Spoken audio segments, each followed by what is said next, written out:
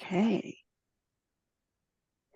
So welcome everyone. We are pleased to host this afternoon's webinar on the Seasonal Tourist Business Designation Program. My name is Lynn McDonough-Hughes with Tie-Ins, and I'm pleased to introduce this afternoon's session.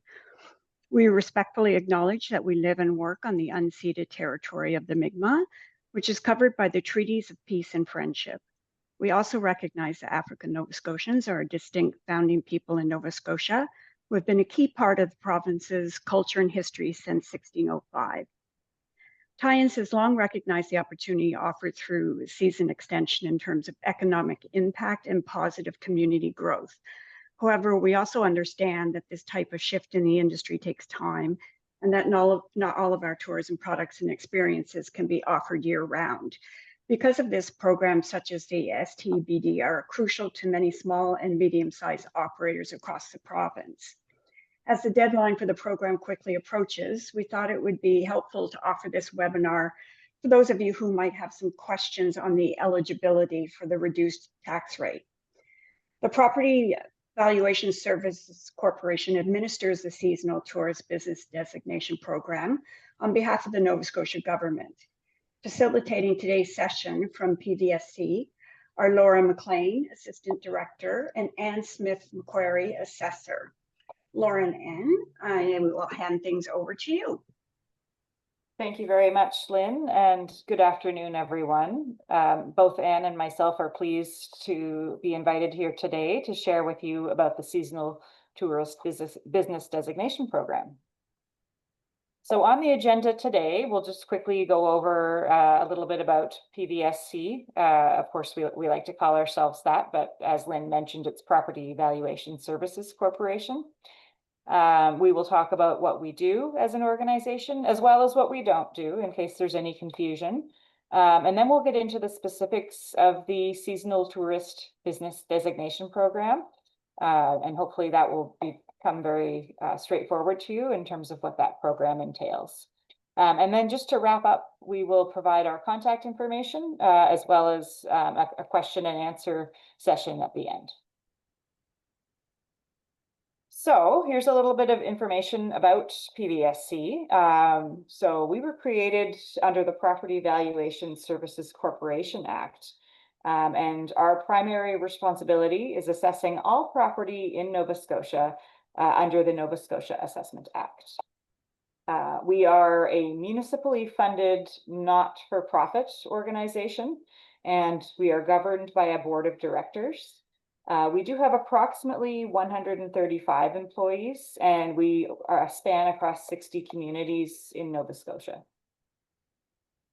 So just a little bit of a brief overview, what we do and what we don't do. So PVSC delivers an assessment role to all 49 municipalities within the province of Nova Scotia, and we do that by December 31st each year. What that entails in sort of realistic numbers is approximately 650,000 assessment notices are delivered to property owners across the province, and they receive that notice in January. In addition, we administer what's called the Capped Assessment Program, or what we refer to as the CAP for short, as well as the subject of today's webinar, the Seasonal Tourist Business Designation Program. Both of these programs are actually provincial programs that we administer, on behalf of the province. So we'll be getting more into that in a few minutes. So some of the things that we do not do, just to be very clear, we don't have the authority to set tax rates. We also do not collect taxes or create tax policy. We are not responsible for providing any kind of tax relief or determining land ownership. All of that falls within other organizations outside of PVSC. But we just like to make that very clear distinction because sometimes questions do arise about those topics. So the Seasonal Tourist Business Designation, why would anyone want to benefit from this? We're just going to go through sort of the basics of it and then open it to questions. But the main benefit is designated participants receive a 25% tax reduction specific to the eligible commercial component of their business. So you may be wondering what eligible commercial components of the business include. So what that means, there's basically three options. So the first is a restaurant. The second is roofed accommodation. And the third is a camping establishment. And for any of these businesses, they have to be closed for at least 4 months within the tax year. Now, they don't have to be consecutive months. So you could be closed for, say, January and February, and then again in September and October. That would be fine, but it does have to be 4 months of the year, and that's a specific question on the application form. So in terms of eligibility, we've talked about the types of commercial businesses that are eligible. So again, a restaurant, roofed accommodation, or camping establishment. The second criteria, we just mentioned that you have to be closed for at least 4 months of the year, the tax year. And just to be clear, the tax year is not the same as the calendar year. So for this program, the tax year is April 1st of each year through to March 31st of the next year. So just keep that in mind. The third criteria for eligibility is the business has to be operated by the assessed property owner or one of their relatives. And relatives are defined here as a parent, a sibling, a child, a grandchild, or a spouse. And then lastly, in addition to all those other criteria, the property must be managed and at least 50% owned by the property owner or their relative. In the case of a corporation, at least 50% of the voting shares must be held by the property owner or their relative. So as you can see, there are some specific criteria. And so if you have any questions on that, we can answer those at the end. So in terms of the application process, it's relatively straightforward. Essentially, the property owner needs to fill out and sign the application form. And you can find that application form. There's a link on our website, pvsc.ca. But the important piece here is that they have to be filled out by September 1st of every year. So this webinar is very timely, being that it's the 25th of August today. So there's still a few more days to get that application in. And PVSC does not have any jurisdiction to extend that deadline or accept late applications. So if there's nothing else you remember about today's presentation, please remember that the form must be completed by September 1st.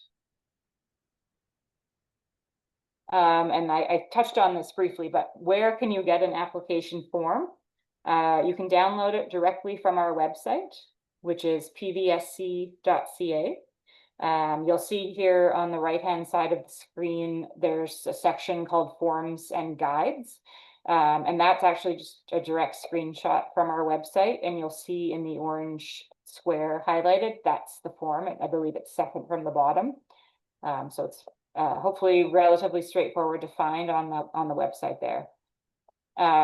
In addition to this, if you are a previous participant, you may have received in the mail a reminder, a letter to remind you, as well as the form itself back in July.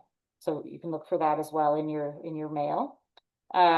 Should you have any questions about the form, and just keep in mind the form does, I believe, have some frequently asked questions on it. But if there's anything else outside of that, you can contact us. We've got the phone number and the email for inquiries on the screen here. And we'd be happy to assist you with that. But all of that information is also on our website. So probably one of the big questions you would wonder is, if I fill out this application, how do I know if I have been approved? So if your property is designated as a seasonal tourist business because it met the eligibility criteria we talked about earlier, it will be noted on your property assessment notice this coming January in 2026. So this is a screenshot, essentially, this picture here. of what it would look like. This is an older notice from 2024, but it will look the same. And it actually has that in that red box at the bottom that indicates the property is designated as a seasonal tourist business, and what portion of is commercial taxable as being occupied by that. So in this case, it was $27,900 or 100% of the commercial piece of the property. So just look for that on your assessment notice in January, and that will tell you. And then again, just to wrap up, I have provided here the contact information, again, the phone number, the email. We also have our mailing address and our fax available. And that's where you can get more information, or you can submit your applications via email, mail, or fax. So that's important to know. And really that was it. Lynn, it was a very quick presentation, I suppose, but would you like to open the floor for any question? Absolutely. So we can do that in the chat or the Q&A, whatever is easiest for people if they have any questions. And really, like I said, this was just an opportunity to do just that, open this up in case people did have questions before the deadline.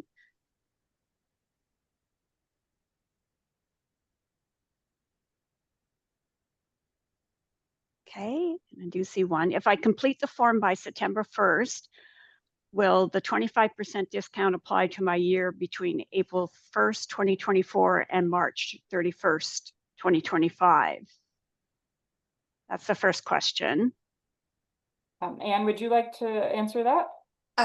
Yeah, sure. Complete the form, but we must receive it by the 1st of September. That's the important piece, to get it in by the deadline by September 1st. Okay. And it would, the designation that you are applying for now applies to the 2026 tax year. Okay. Okay, so what happens if I already paid my 2024 taxes? So I guess that doesn't matter then.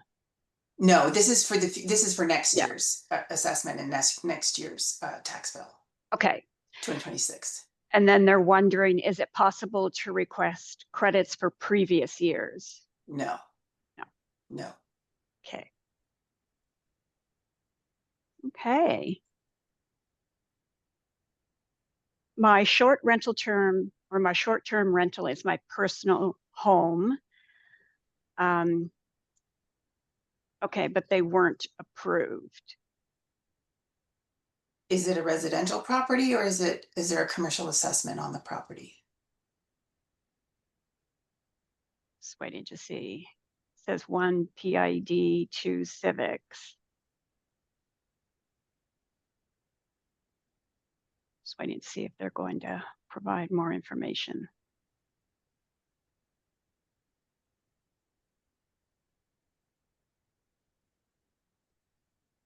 It's residential, however, everything else is done commercially. This only applies to the commercial component of the account. If there isn't a commercial component, if it's residential, it wouldn't apply. The program doesn't apply to residential property. Okay. I think that answers that question, unless there's a follow-up. So how do B&Bs do it, or they don't? Bed and breakfast and other short-term rentals would have to have 4 or more rented rooms to be considered a commercial property. More than 4, so 5 or more rooms rented would be considered commercial. But if there's 4 or fewer rented rooms, then that's still a residential property. A bed and breakfast would fall in that category, and other short-term rentals.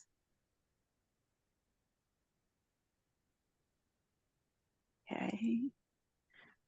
How does a business owner get a commercial assessment done if they run their business from their primary residence? So they would want a commercial assessment? Is that what they're asking? Yes. So it would have to fall into that category that it has 5 or more. 5 or more Rooms to rent. Okay.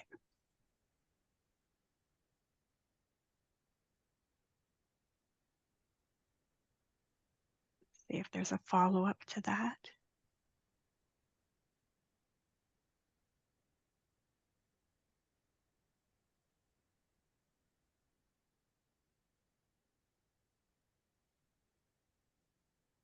Okay.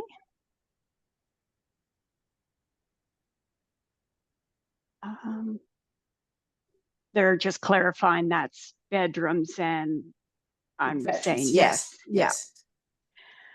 And then there's just a comment, it would be great if we could do the same all across the board, Tourism Nova Scotia, you guys, HST, registration with the province, marketing levies, and so on. Yeah, It's just I a agree. general Probably, comment. probably, Yes. it Yeah, probably would be absolutely. easier, red tape wise, yes. Yes, way too many different criteria for the Mhm. same thing. Absolutely. Okay, just going to do a last check and see if there's any other questions, and there is no hurry. So if you do have more, please go ahead.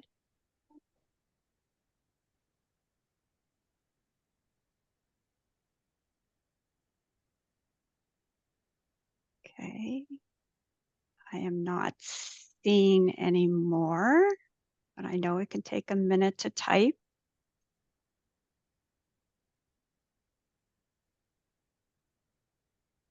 Okay, while I'm just check. Okay, I am on the form right now, but there's no mention about 5 bedrooms. No, that's other legislation that defines short-term rental. So it would have to be a commercial property for the seasonal tourist program to Oh, apply. yes, okay, yeah. Yeah. So the form is assuming that it's a commercial property and it qualifies. Okay. So if you have 5 or more, it's an automatic for the form. It's assuming, yes. Well, yes, if we have the account up to date. We don't know, you know, there's some that will slip through that we don't have properly assessed. We're not aware that they're renting, you know, because of the cutoff for the number of rooms. We would have to have the account correct, and then it would be distributed. The forms would be sent out for those property owners. Okay. Yeah, and just a comment, we shouldn't assume anything, of course not, but if they're filling the form out, then it would be checked. I know there's some forms that went to residential properties in error, but the majority are meant to go to tourist operators, right? So it's possible there's, you know, properties get subdivided or consolidated and their use changes over time. So we might have sent out a few to the wrong people, but if you don't qualify, that would get weeded out when we do the review process.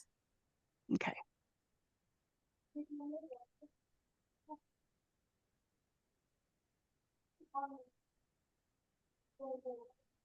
Okay. And this recording will be on the Tyann's YouTube tomorrow morning, just if anybody wants to refer back to it and refer back to the questions.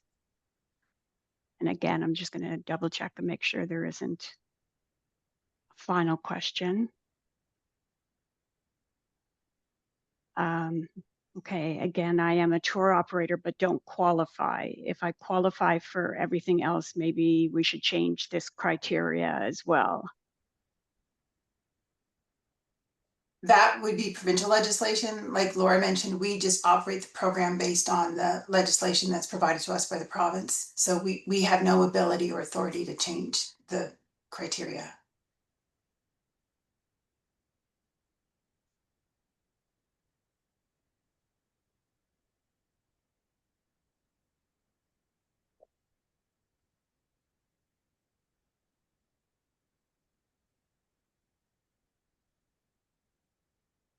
Okay.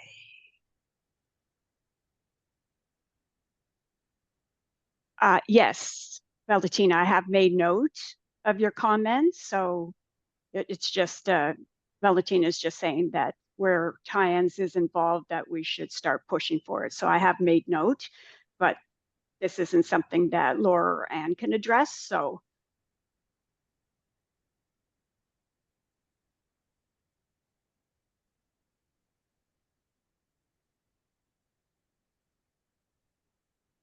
Okay, so if there are any final questions for Anne and Laura?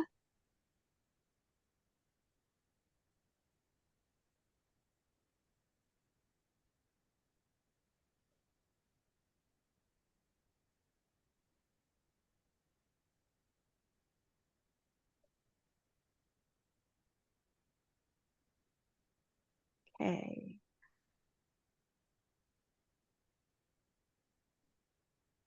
You're very welcome, Valentina. And I'm going to say that is the end. And I'll thank you both very much for taking the time to be on today and just answering some final questions before the deadline. And as I mentioned, this is being recorded, so please share with anybody that wasn't able to make the call today in case they do have some lingering questions. And we will make note of the comments that have been made today and share back with the team here. Otherwise, thank you both very much for taking the time, and thank those of you who have been on, and enjoy the rest of your afternoon. Thank you. Okay, Thank you. thanks very Thank you. much. Thanks. Bye-bye. Bye.